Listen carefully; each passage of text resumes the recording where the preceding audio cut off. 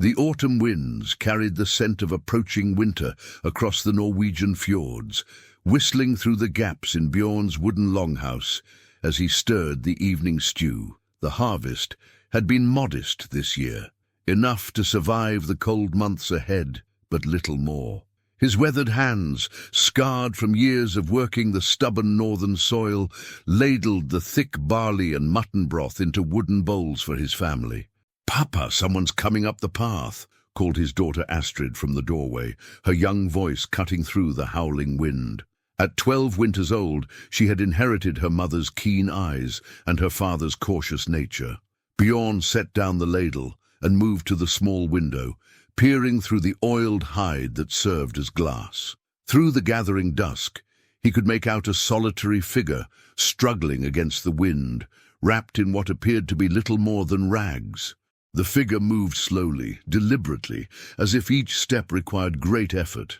"It's just a beggar, Papa," said his son Eric, barely 14, but already showing the broad shoulders that would make him a formidable warrior someday, probably looking for scraps.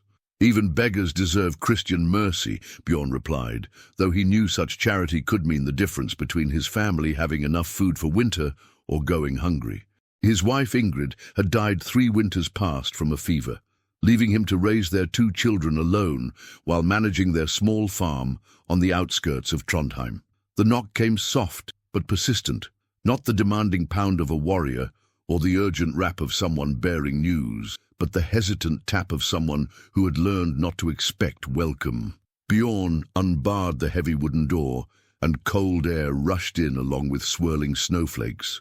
Before him stood a woman, though her age was difficult to determine beneath the grime and exhaustion that marked her face.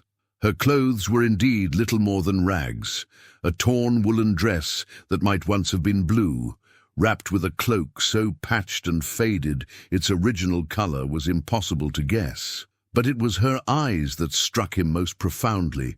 Despite her obvious destitution, they held a dignity and intelligence that spoke of better days. "Good evening, master," she said, her voice carrying the refined accent of someone educated, though weakened by cold and hunger.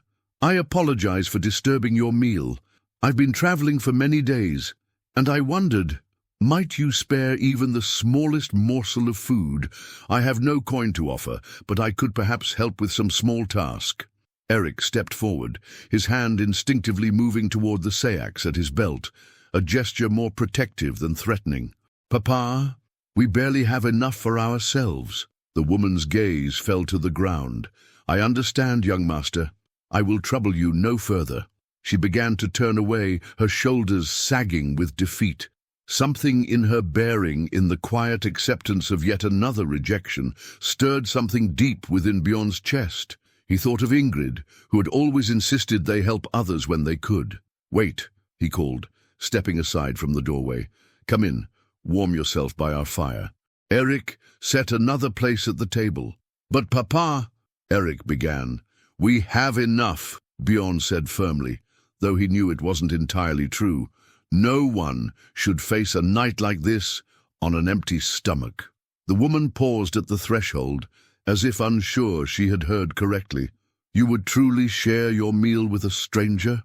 "I would share it with a fellow human being in need," Bjorn replied. "Come, before the cold claims what little heat we have." She stepped inside, and immediately the longhouse felt smaller, though not uncomfortably so.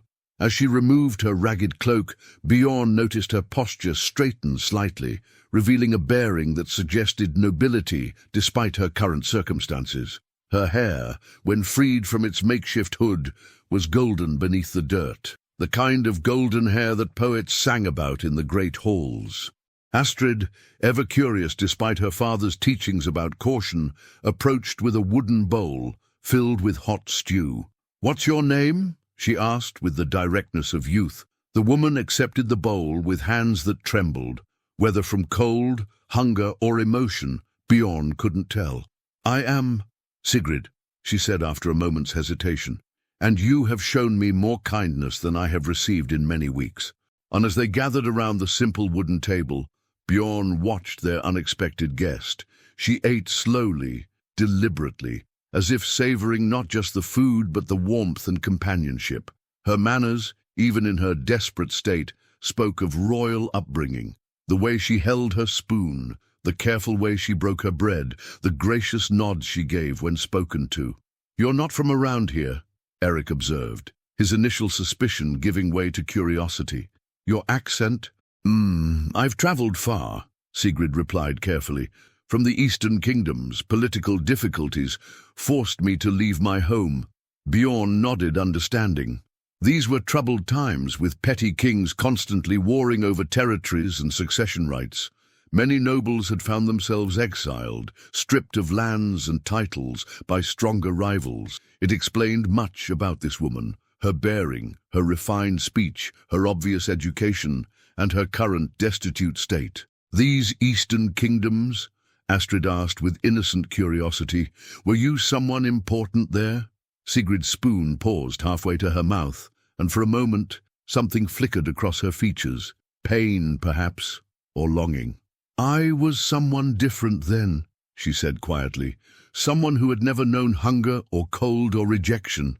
That person seems like a dream now."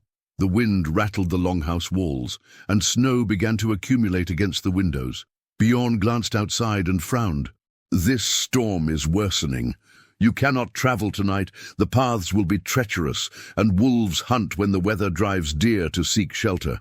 "I couldn't impose further on your generosity," Sigrid protested, though hope flickered in her eyes. "It's not an imposition," Bjorn said firmly. "Eric, prepare a place by the fire for our guest. Astrid, fetch the extra furs from the storage chest." As his children prepared a makeshift bed, Bjorn found himself studying Sigrid more carefully. Despite her obvious exhaustion, she insisted on helping clear the table, moving with an economy of motion that suggested both noble training and recent hard experience. When she thought no one was looking, her gaze would drift to the small carved figures on the mantelpiece, his children's toys, with an expression of profound sadness. "You have children of your own," he said softly, joining her by the fire as Eric and Astrid settled into their own beds. She nodded slowly. "Had. My son would be about Eric's age now, had he lived.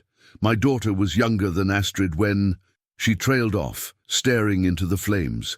"The war that drove me from my home took everything. Family, position, future. Some losses cut deeper than poverty." Bjorn felt his heart clench with sympathy. "I lost my wife 3 years past. I know something of that particular pain." They sat in comfortable silence for a time, listening to the storm rage outside and watching the fire burn down to glowing embers. Finally, Sigrid turned to him with tears glistening in her eyes. "Why?" she asked simply. "You don't know me. I could be anyone, a thief, a spy, a bearer of plague. Why show such kindness to a stranger?" Bjorn considered her question carefully. "My wife used to say that kindness is never wasted, even when it seems to disappear into darkness. She believed that every act of mercy creates ripples that spread outward in ways we cannot see. I choose to believe she was right." Sigrid wiped her eyes with the back of her hand. "Your wife was a wise woman, and you are a good man, Bjorn of Trondheim. Someday, when my circumstances change, I will remember this kindness." "I ask for nothing in return," Bjorn replied. "Rest now. Tomorrow the storm will pass, and you can continue your journey refreshed." As he banked the fire and settled into his own bed, Bjorn felt a curious sensation, as if this night had been significant in ways he couldn't yet understand. Outside, the wind continued to howl, but inside the longhouse, 4 souls rested peacefully, connected by the simple but profound act of sharing a meal with someone in need. The last thing he remembered before sleep claimed him was the sound of Sigrid's soft voice, barely audible above the storm, whispering what sounded like a prayer of gratitude in a language he didn't recognize, though something about its cadence seemed familiar, like an echo of songs he had heard in the great halls of jarls and kings. Dawn broke grey and cold over the Norwegian landscape, the storm having spent its fury during the night. Bjorn woke to the sound of his children moving quietly about the longhouse, trying not to disturb their sleeping guest. Through the small window, He could see that fresh snow had transformed the familiar countryside into a pristine white expanse that reflected the pale morning light. Sigrid was already awake, carefully folding the furs that had served as her bedding. She had somehow managed to clean herself during the night. Her face, while still bearing the marks of hardship, was no longer grimy, and her golden hair had been braided in a style that spoke of royal courts rather than country kitchens. "Good morning," Bjorn said softly, not wanting to wake the children if they were still sleeping. "I trust you rested well, despite the storm." "Better than I have in months," she replied, her voice stronger than it had been the evening before. "Your kindness has restored not just my body, but something of my spirit as well." Eric emerged from behind the partition that separated the sleeping areas, already dressed and alert. "The storm has passed, but the snow is deep. The paths will be difficult to navigate." Astrid appeared shortly after, carrying a pitcher of fresh water from the well outside. Despite the early hour, both children seemed energized rather than groggy, perhaps sensing that this morning was somehow different from others. "I've prepared some bread and dried meat for your journey," Bjorn said, gesturing toward a small bundle wrapped in cloth on the table. "It's not much, but it should sustain you for several days." Sigrid's eyes widened with surprise and something that might have been anguish. "You've already given me so much. I cannot accept more provisions. Your own family will need them for the winter months ahead." "We'll manage," Bjorn said simply, though he knew the gift represented a genuine sacrifice. "Safe travels are worth more than a few meals." She moved to the bundle and untied it, examining the generous portions of bread, dried meat, and even some precious honey that Bjorn had been saving for special occasions. Her hands trembled slightly as she retied the cloth, and when she looked up, tears had formed in her eyes once again. "I must tell you something," she said, her voice carrying a weight that hadn't been there the night before. "I have not been entirely truthful about who I am." Eric's hand moved instinctively toward his sayax again, but his father raised a calming hand. "We all have secrets," Bjorn said gently. "You shared what you felt you could. I ask no more." But you deserve more," Sigrid insisted. "Your kindness has been absolute, and I have repaid it with partial truths." She took a deep breath, seeming to steel herself for what came next. "My name is indeed Sigrid, but I am not merely a refugee from the Eastern Kingdoms. I was Queen Sigrid of Uppsala, wife to King Magnus, mother to Prince Olaf and Princess Astrid." The longhouse fell silent except for the crackling of the morning fire. Eric's eyes widened with shock, while young Astrid gasped audibly. Bjorn felt his own breath catch in his throat as the implications of her revelation settled over him. "The civil war that erupted after Magnus's death," Bjorn said slowly, pieces of political news he had heard in Trondheim's marketplace suddenly making sense. "You're the queen who was forced to flee when her brother-in-law claimed the throne." Sigrid nodded miserably. "Harald convinced the nobles that I was unfit to rule as regent for my son. He claimed that foreign influences had corrupted me, that I would bring weakness to Uppsala. One night, his men came for us. I managed to escape, but my children—" Her voice broke completely. "They were killed," Astrid whispered, her young face pale with horror. "I don't know," Sigrid replied, her voice barely audible. "Harald claimed they died of fever, but I suspect. I fear the worst. I've been wandering for months, trying to gather information, trying to find allies who might help me reclaim my throne and discover the truth about my children's fate." The revelation transformed everything about the previous evening. This wasn't simply a case of helping a desperate traveler. Bjorn had unknowingly sheltered one of the most powerful women in the northern kingdoms, a queen whose political enemies would pay handsomely for information about her whereabouts. "You must think me a fool," Sigrid continued, "traveling alone, trusting strangers, but months of running, of being rejected and scorned, had worn away my judgment. Last night, when you welcomed me despite having every reason to turn me away, it reminded me of who I used to be, someone who believed in the fundamental goodness of people." Eric found his voice first. Are we in danger? Will Harald's men come looking for you here?" "I don't believe so," Sigrid replied. "I've been careful to avoid the main roads and large settlements." As far as anyone knows, I could be anywhere between here and the Baltic Sea. But I understand if you want me to leave immediately. My presence does represent a risk to your family." Bjorn studied her face carefully, seeing now what he had missed the night before. The bearing wasn't just noble, it was royal. The way she held herself, even in her current reduced circumstances, carried the authority of someone accustomed to command. Her hands, despite their current roughness, showed the calluses of someone who had learned to work but hadn't been born to it. "Where will you go?" he asked. "South, perhaps to the Danish lands. I have had allies there who might shelter me while I plan my next moves. Harald's usurpation was not popular with everyone, and there are those who believe in the rightful succession of my son, if he still lives. And if he doesn't," Sigrid's jaw tightened with determination, "then I will find a way to reclaim what was stolen, for his memory, if not for his future." The morning light grew stronger, illuminating the longhouse with golden rays that seemed to emphasize the momentous nature of their conversation. Bjorn found himself at a crossroads. He could send this woman on her way with his provisions and his blessing, knowing he had done a good deed. Or he could become involved in something far larger and more dangerous than anything he had ever contemplated. "There's something else," Sigrid said quietly. "Something I must tell you before I leave. The reason I revealed my true identity isn't just honesty, it's because I believe in debts of honor. What you've done for me, the kindness you've shown when I had nothing to offer in return, creates an obligation that I intend to fulfill. I told you last night, I expect nothing in return. Nevertheless, you will have it." Her voice carried the authority of a royal decree. "Should I succeed in reclaiming my throne, should I regain even a portion of my former power, I will remember Bjorn the farmer who shared his meal with a beggar woman. Your kindness will be repaid 100-fold. Eric shifted uncomfortably. "With respect, Your Majesty, promises are easily made, but harder to keep. How do we know you'll remember us if you regain your crown?" Instead of taking offense at his blunt question, Sigrid smiled, the first genuine smile Bjorn had seen from her. "A fair question, young warrior." "How indeed?"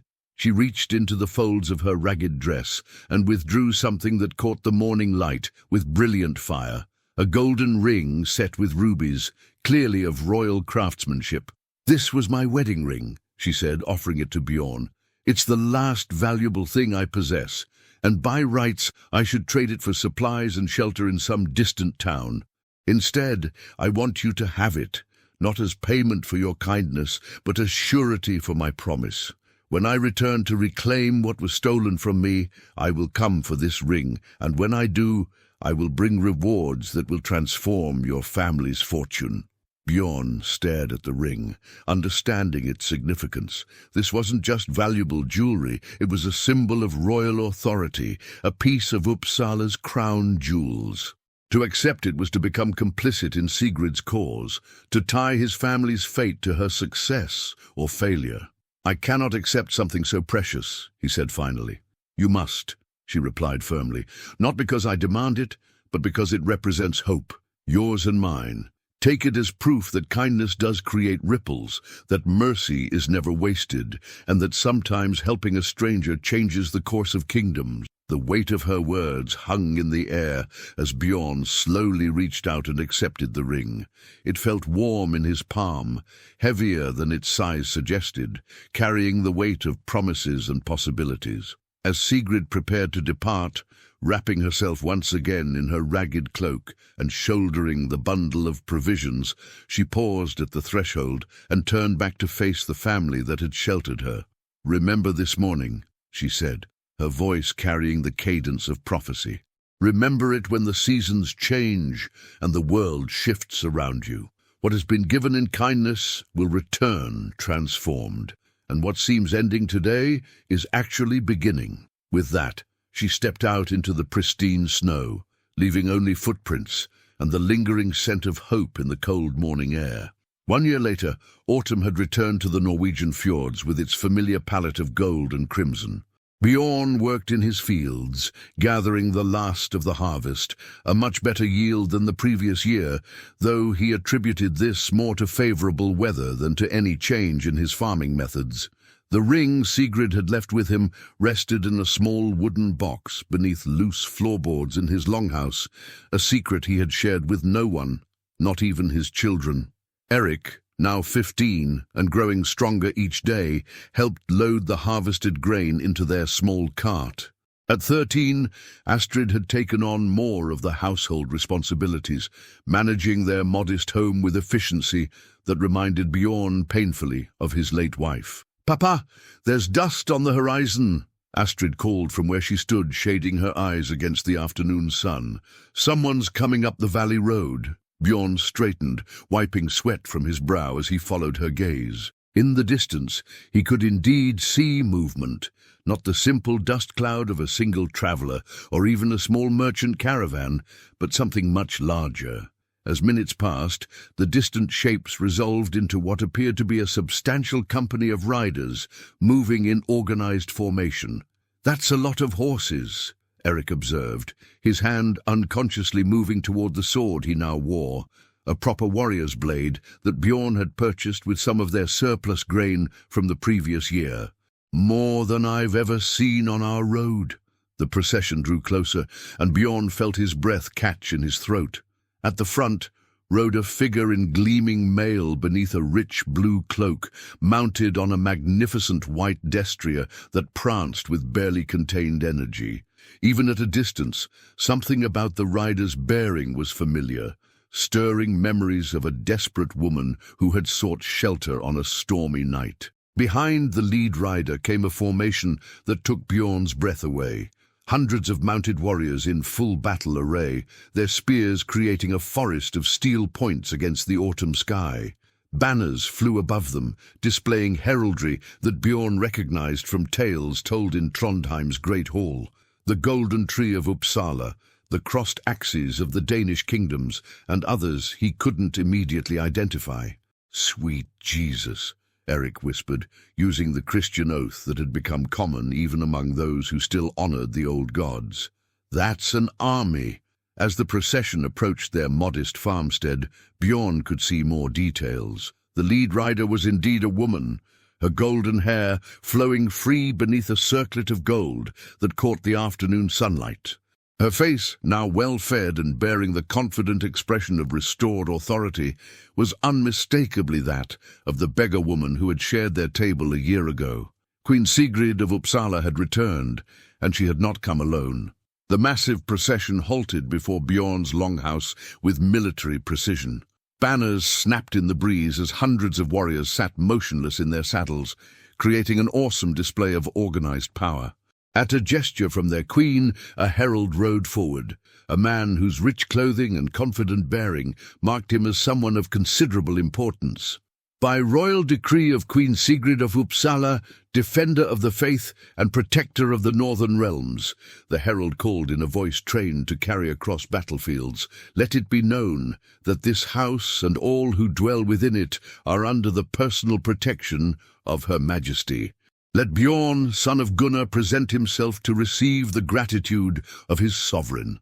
Bjorn felt his legs trembling as he walked forward, acutely aware of his simple farmer's clothing and work-stained hands. Behind him, he could hear Eric and Astrid following, their footsteps uncertain, on the familiar ground that had suddenly become the stage for events beyond their comprehension. Queen Sigrid dismounted with fluid grace, her movement causing a ripple of respectful motion through the ranks of her warriors.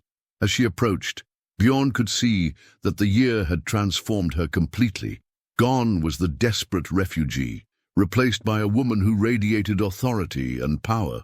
Yet her eyes, when they met his, held the same warmth and intelligence he remembered. "Bjorn of Trondheim," she said, her voice carrying easily across the assembled company. "Do you remember the promise made by a beggar woman on a cold autumn night?" "I do, Your Majesty," Bjorn replied, his voice somehow steady despite his racing heart.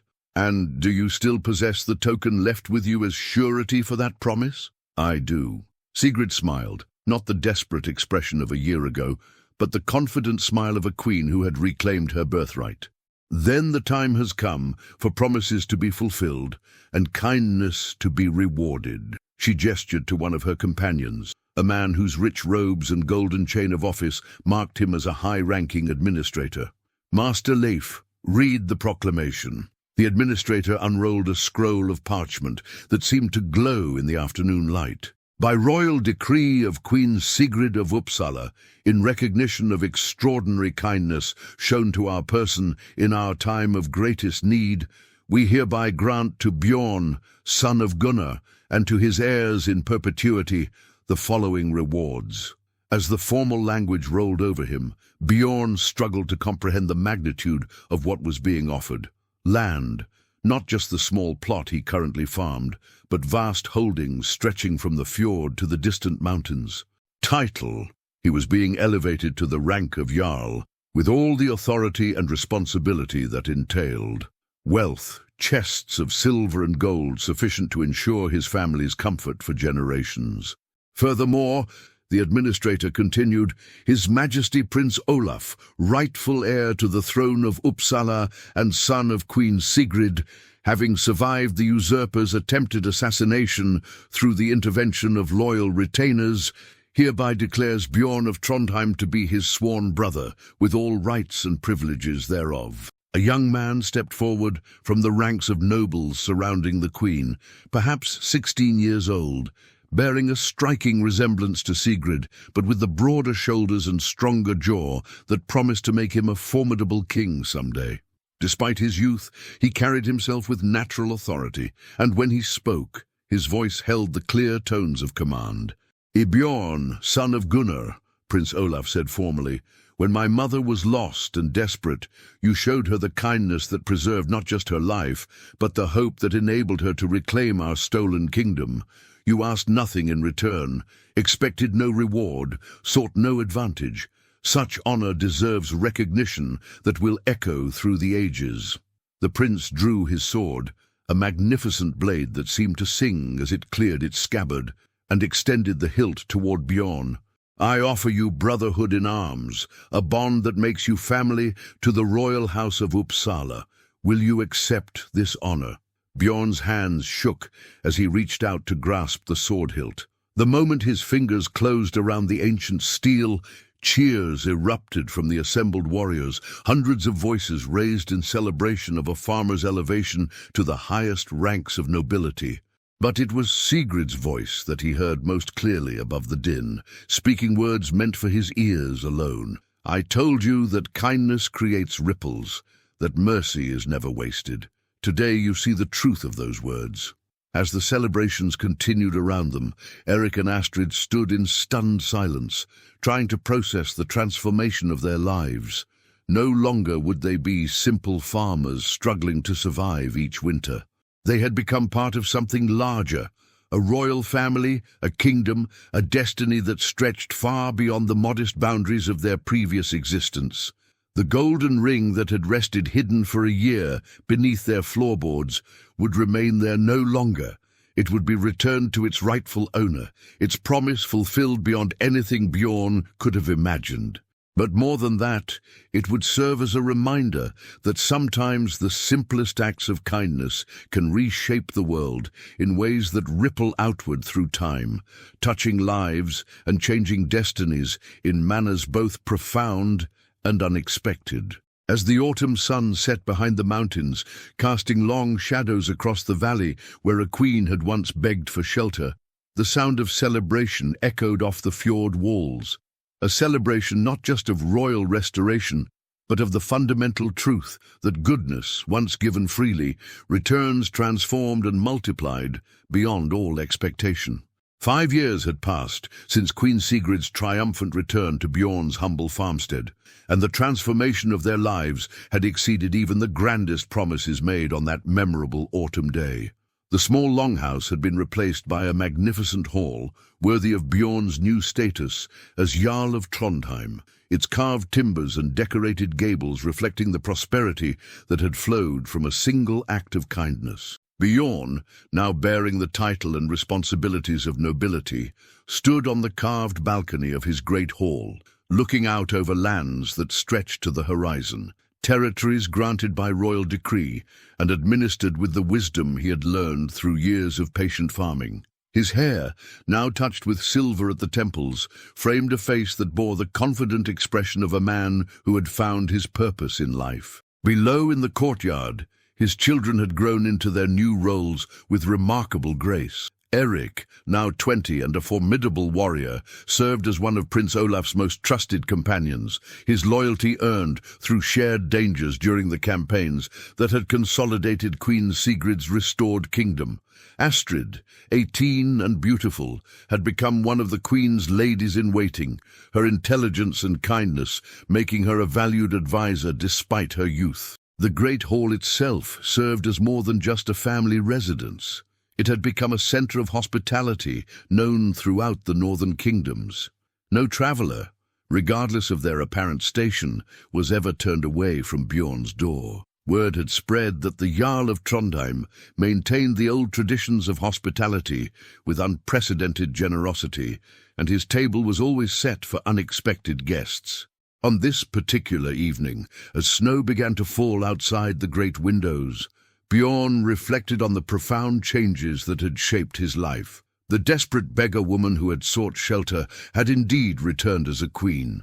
But more than that, she had become family. Queen Sigrid visited regularly, often bringing Prince Olaf and his younger sister, Princess Astrid, who had indeed survived Harald's usurpation and been raised in secret by loyal retainers. The royal family's presence in his hall always brought joy, but it also served as a constant reminder of the lesson learned on that stormy night years ago. Kindness, given freely without expectation of reward, had the power to transform not just individual lives, but entire kingdoms.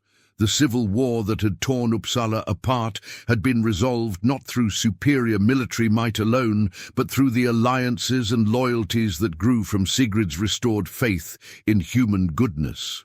A knock at the great hall's doors interrupted his reverie. Despite the late hour and the worsening weather, Bjorn felt no surprise. Travelers often arrived at unexpected times, drawn by his reputation for hospitality. He nodded to his steward, who moved to answer the summons. The doors swung open to reveal a young woman, perhaps 25, dressed in the simple robes of a religious pilgrim, but bearing herself with a dignity that suggested noble birth. Her dark hair was damp with snow, and her eyes held the particular exhaustion that comes from long travel in difficult conditions. "Good evening, my lord," she said, her voice carrying the cultured accents of the southern kingdoms. "I am Sister Margaret, travelling north to establish a convent in the Danish lands. I had hoped to reach Trondheim before dark, but the storm has made travel impossible. Might I impose upon your hospitality for the night?" Bjorn smiled, remembering another storm, another desperate traveller, another moment when kindness would be tested. "Sister Margaret, you are most welcome in my hall. Come, warm yourself by our fire and join us for the evening meal." As the young nun entered the great hall, shaking snow from her cloak and gratefully accepting the cup of warm wine offered by a servant, Bjorn caught Eric's eye across the room. His son smiled knowingly. They had shared this experience many times over the years, each unexpected guest a reminder of the night that had changed their destiny. "Tell me of your mission," Bjorn said as they settled around the great table where so many travelers had found sustenance over the years. "What draws you to establish a convent in such distant lands?" Sister Margaret's eyes lit with passionate conviction. "There are many women in the northern kingdoms who seek a life devoted to learning and service to God, but few opportunities exist for them. I hope to establish a center where they can study, teach, and provide healing for those in need. The Bishop of Canterbury has blessed this mission, but the practical challenges," she gestured helplessly at her simple traveling gear, "are considerable," Bjorn finished with understanding, "but not insurmountable. Eric, send word to Queen Sigrid in the morning. I believe she would be most interested in Sister Margaret's mission. A queen who once disguised herself as a beggar woman understands the value of providing opportunities for those who might otherwise be overlooked." As the evening progressed, Bjorn found himself thinking about the patterns that seemed to repeat throughout his life since that fateful night years ago. Kindness offered freely, without calculation or expectation, had a way of returning transformed and multiplied.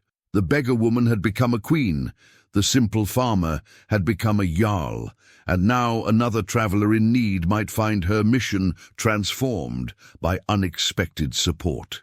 Later that night, as the household settled into sleep and the storm continued to rage outside, Bjorn made his final rounds through the great hall. In the guest chamber, Sister Margaret slept peacefully on fine linen sheets, warm and safe beneath fur coverlets, a stark contrast to the desperate condition in which she had arrived. But it was in his own chamber that Bjorn found the most meaningful reminder of the journey that had brought him to this point. On a simple wooden table beside his bed sat a small box, unremarkable except to those who knew its significance.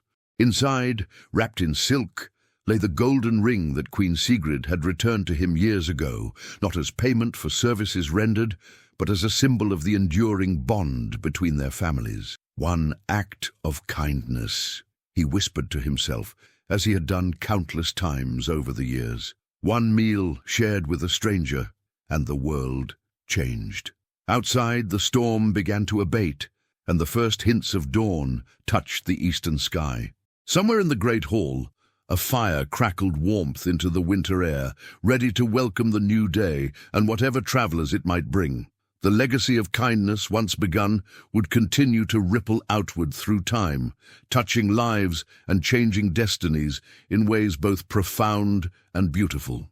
In the end, Bjorn reflected, the greatest treasure was not the lands or titles or wealth that had come to his family, but the knowledge that goodness, freely given, never truly disappears. It transforms, multiplies, and returns to bless not just the giver and receiver, but countless others whose lives are touched by its expanding circles. The beggar woman had indeed returned as a queen, but the farmer who fed her had discovered something even more valuable, the power of simple human kindness to reshape the world.